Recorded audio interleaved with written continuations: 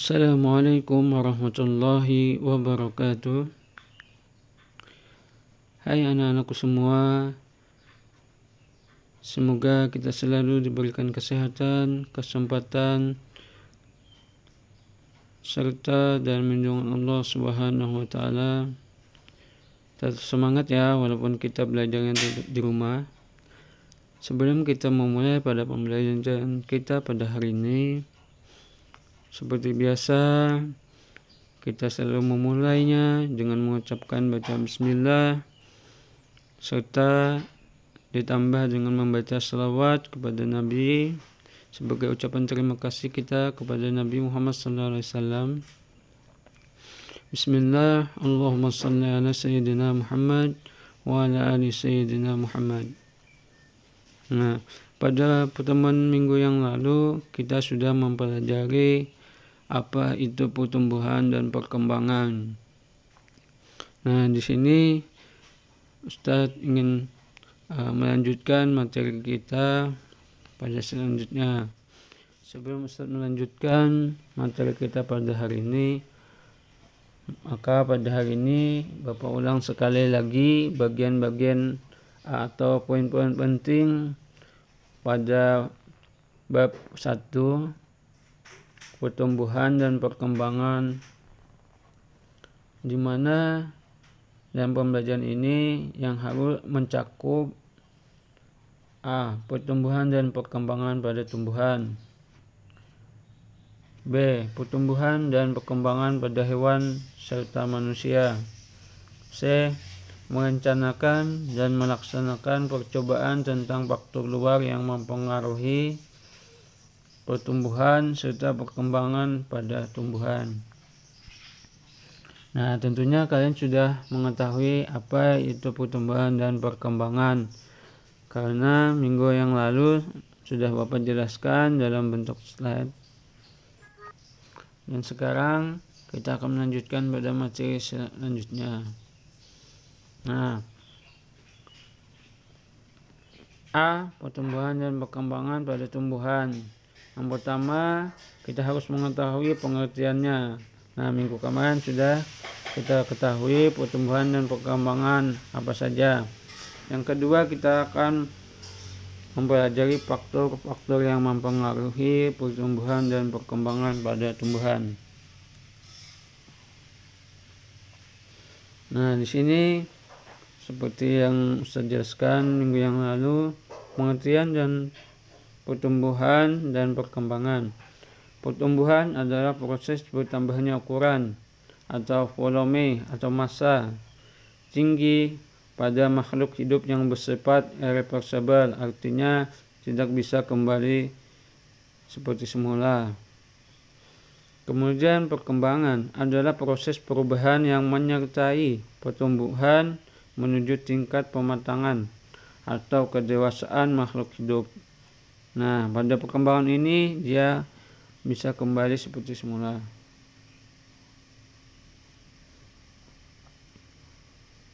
Misalnya kalau pertumbuhan itu bertambahnya tinggi tanaman, sedangkan perkembangan contohnya munculnya bunga atau buah. Nah, kemarin pertumbuhan dan perkembangan bisa dapat diukur dengan menggunakan alat auxanometer, di mana auxanometer ini gunanya untuk mengukur pertumbuhan dan perkembangan pada tumbuhan. Nah, ketika kita sudah mengetahui alatnya, maka dengan grafik sigmoid, pengukuran pertumbuhan dapat dinyatakan dalam bentuk grafik sigmoid. Nah, seperti gambar yang coba kalian perhatikan, ada gambar ini, parameter pertumbuhan. Di sini ada waktunya, fase log dan fase eksponensial, fase stasioner, dan fase kematian. Fase log ini adalah fase awal pertumbuhan. Sedangkan fase eksponensial fase eksponensial ini pasti pada pesatnya pertumbuhan sangat cepat. Kemudian fase stasioner artinya puncak dari fase pertumbuhan tersebut, artinya sangat tingginya atau sangat suburnya. Kemudian pada fase kematian. Nah, pada fase kematian ini nantinya pertumbuhan itu akan mengalami kematian. Nah, selanjutnya jenis-jenis perkecambahan.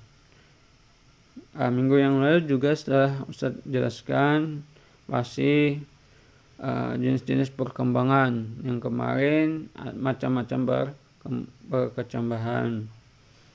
Pertumbuhan dan perkembangan. Tumbuhan diawali dengan perkecambahan biji. Nah, kemarin perkecambahan itu awal perkecambahan dimulai dengan berakhirnya masa dormansi biji ya, ditandai dengan masuknya air ke dalam biji, disebut dengan proses MBBC.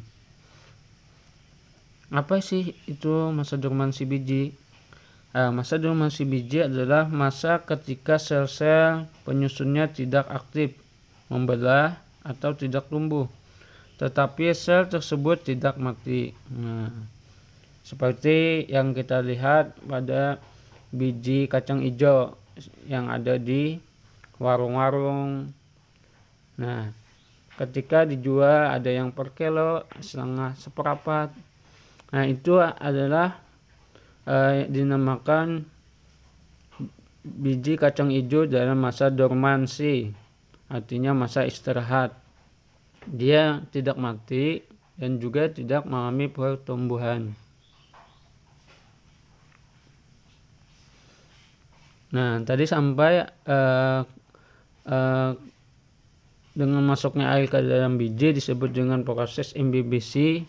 Nah, proses ini akan menginduksi aktivitas enzim sehingga awal perkecambahan mulai berjalan.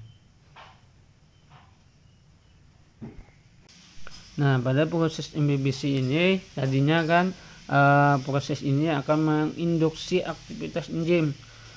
Apa sih fungsi enzim? Fungsi enzim sebagai biokatalisator dalam metabolisme biji. Nah, sehingga bisa membangkitkan atau mengaktifkan hormon yang ada di dalam tumbuhan. Nah, pada perkecambahan ini jenis-jenis perkecambahan terbagi menjadi dua. Perkecambahan epigial dan perkecambahan hipogial. Nah, perkecambahan epigial yaitu perkecambahan yang ditandai dengan hipokotelnya terangkat ke atas permukaan tanah. Kemudian perkecambahan hipogial. Perkecambahan hipogial yaitu perkecambahan yang ditandai dengan terbentuknya bakal batang yang muncul ke permukaan tanah, sedangkan kotyledonnya tetap berada dalam tanah. Seperti pada video, coba kalian perhatikan video pada slide ini, itu ada perkecambahan epigial dan perkecambahan hipogial.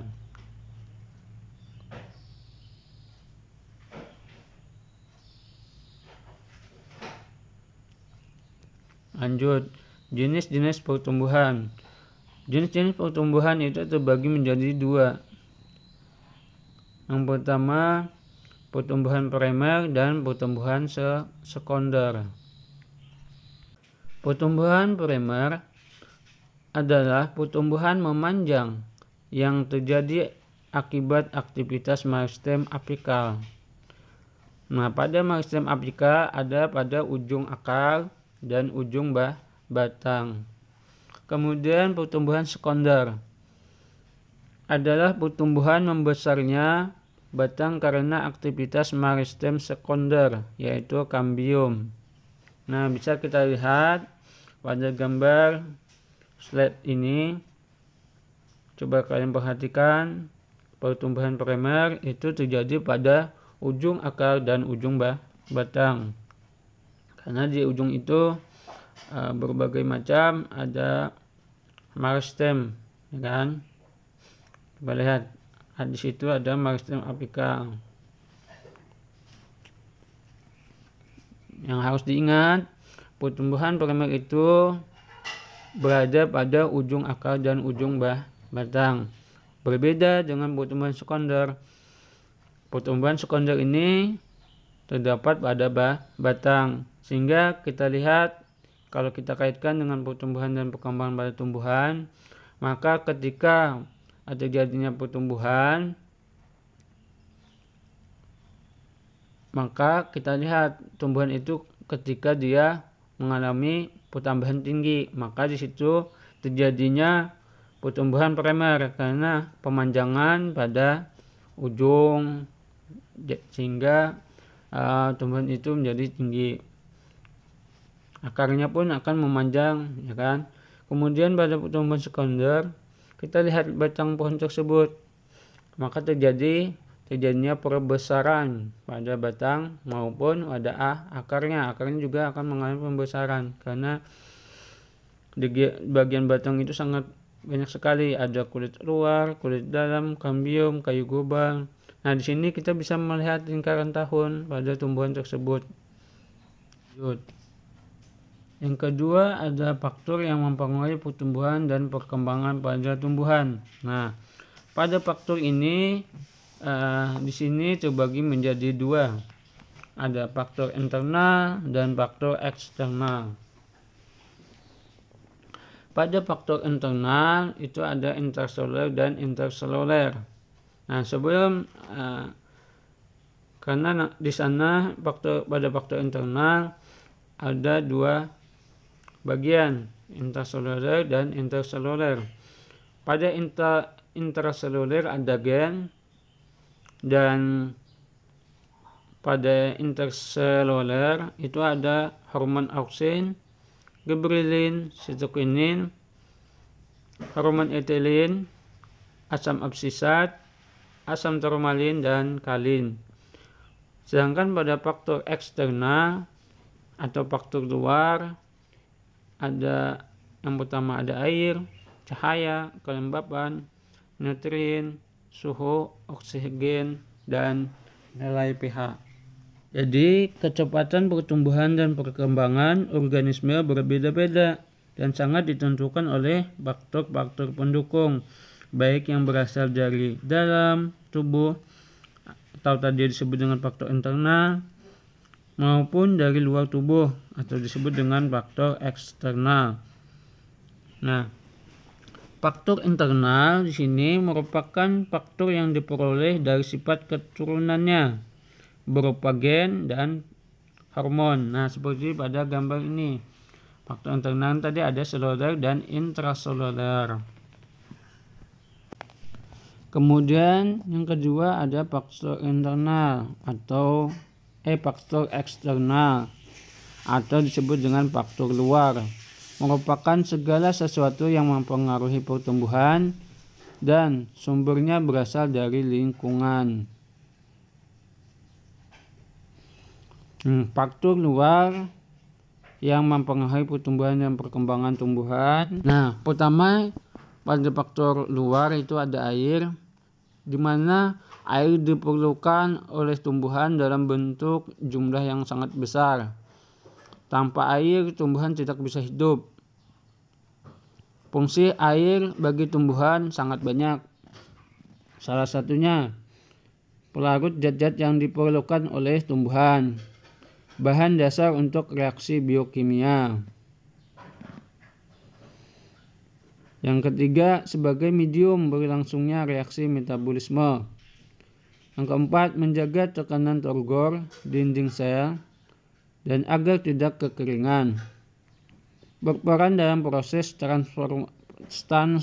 transportasi unsur hara dari tanah ke daun. Mengedarkan fase fotosintesis ke seluruh bagian tumbuhan. Yang terakhir, untuk proses transpirasi atau penguapan dan fotosintesis.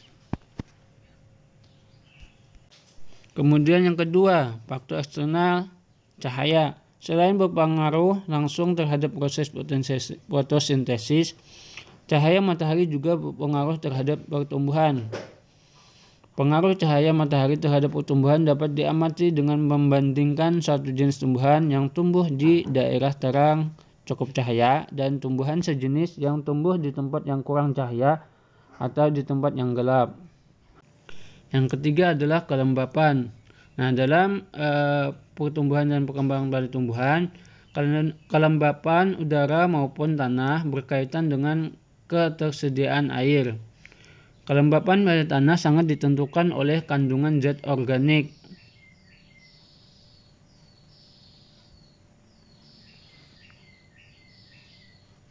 Jadi, tumbuhan memiliki batas kemampuan beradaptasi terhadap tingkat kelembapan tertentu. Tumbuhan yang memiliki kemampuan beradaptasi yang baik terhadap kelembapan antara lain kaktus dan kelapa. Kemudian yang keempat, nutrin atau nutrisi. Nah, nutrisi ini diperlukan tumbuhan untuk proses kehidupan seperti metabolisme, pertumbuhan dan perkembangan, ya kan? Atau menghasilkan bunga dan buah. Nah, nutrisi tersebut dapat berupa unsur atau ion. Di mana dari nutrisi ini tadi kan berupa unsur dan atau ion. Nah, unsur yang akan dipelajari di sini ada terdapat unsur makro dan unsur mikro. Nah, pada unsur makro merupakan unsur yang diperlukan oleh tumbuhan dalam jumlah banyak. Nah, salah satunya ada C. Karbon, H. Hidrogen, O. Oksigen.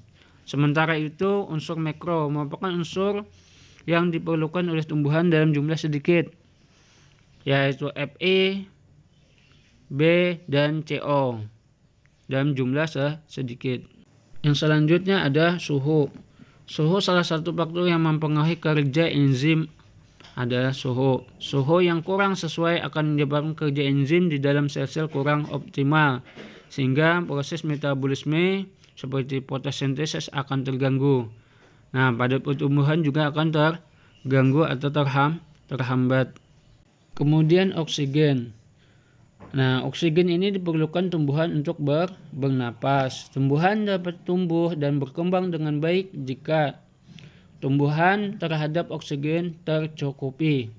Kekurangan oksigen dapat merangsang produksi hormon etilin yang menyebabkan beberapa sel dalam korteks akan mengalami penuaan dan mati.